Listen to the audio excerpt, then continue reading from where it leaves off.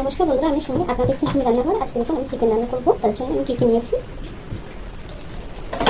দেখুন। আমি পেঁয়াজ কেটে নিয়েছি বড় সাইজে 4টে, আর রসুন বেটে নিয়েছি, আদা বেটে নিয়েছি, আর জিরে বেটে নিয়েছি। আমি কিন্তু সব মশলা শিলবাটায় বেটে নিয়েছি।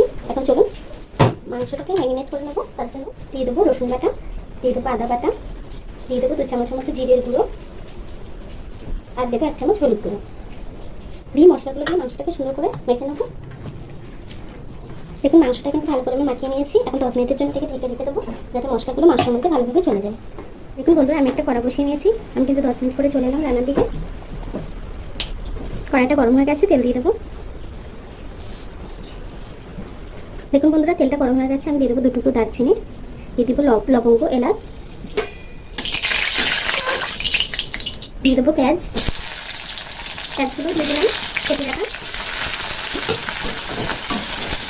পেঁয়াজগুলো কিন্তু হালকা ভাজা হয়ে গেছে। এখন আমি সেই ম্যারিনেট করা মাংসগুলোকে দিয়ে দেবো।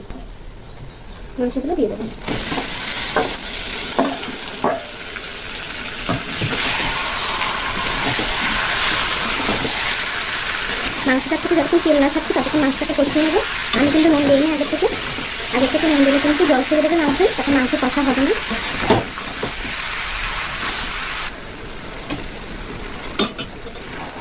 দেখুন বন্ধুরা, মাংসটা কিন্তু কিছুটা কষে এসে দেখুন তেল ছেড়ে দিয়েছে। এখন আমি দিয়ে দেবো শুকনো লঙ্কার গুঁড়ো। আপনাদের টেস্ট অনুযায়ী আপনারা লঙ্কাটা দেবেন, নিজেদের আন্দাজ মতো ঝালটা দিয়ে নেবেন।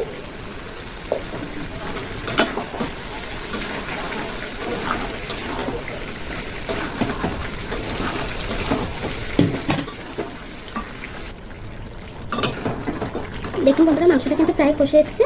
আমি ভেবেছিলাম যে আলু ছাড়াই রান্না করব, কিন্তু আমাদের বাড়িতে কিন্তু মাংসের সাথে আলু না হলে কেউ ভাত খেতেই পারে না। তার জন্য আমি আবার পরে আলু অ্যাড করলাম। তার জন্য আমি কটা আলু কেটে রেখেছি, সেই আলুগুলো দিয়ে দেবো। আলুটা দিয়েও কিছুক্ষণ কষাবো তরকারিটা। দেখুন বন্ধুরা, মাংসটা কিন্তু ভালোভাবে কষানো হয়ে গেছে। দেখুন তলায় কিন্তু তেল ছেড়ে দিয়েছে সুন্দর করে। এখন আমি নুনটা অ্যাড করবো, দিয়ে দেবো স্বাদ মতো নুন। নুনটা কিন্তু আগে থেকে দেওয়া যায়, দিলে কিন্তু জলটা ছেড়ে দেয়, তখন কিন্তু মাংসটা ভালোভাবে কষানো যায় না। তাই নুনটা সবসময় মাংস রান্না করার মাংসটা কষানোর পরেই দেবেন। দেখবেন মাংসটা সুন্দর কষানো হবে, আর তরকারিটা কিন্তু খেতে খুব সুন্দর হয়। এখন আমি আর 1-2 মিনিট কষিয়ে নেবো, নিয়ে জল দিয়ে দেবো। দেখুন বন্ধুরা, আমার মাংসটা কিন্তু কষানো হয়ে গেছে, চিকেনটা কষানো হয়ে গেছে আমার। এখন দিয়ে দেবো জলটা দিয়ে দিলাম। আপনারা মাংস যতটা ঝোল রাখবেন সেই অনুযায়ী জলটা দেবেন।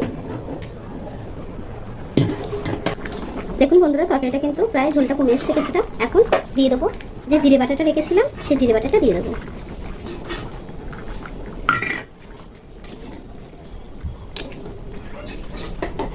আরও কিছুক্ষণ হবে তরকারিটা, তারপরে নামিয়ে নেবো। দেখুন বন্ধুরা, আমার তরকারিটা কিন্তু হয়ে গেছে। এখন তরকারিটাকে নামিয়ে নেবো। দেখুন বন্ধুরা, আমার তরকারিটা কিন্তু হয়ে গেছে। দেখুন কত সুন্দর কালার এসছে। আপনারা এইভাবে রেসিপিটা ট্রাই করবেন, অনেক ভালো লাগে।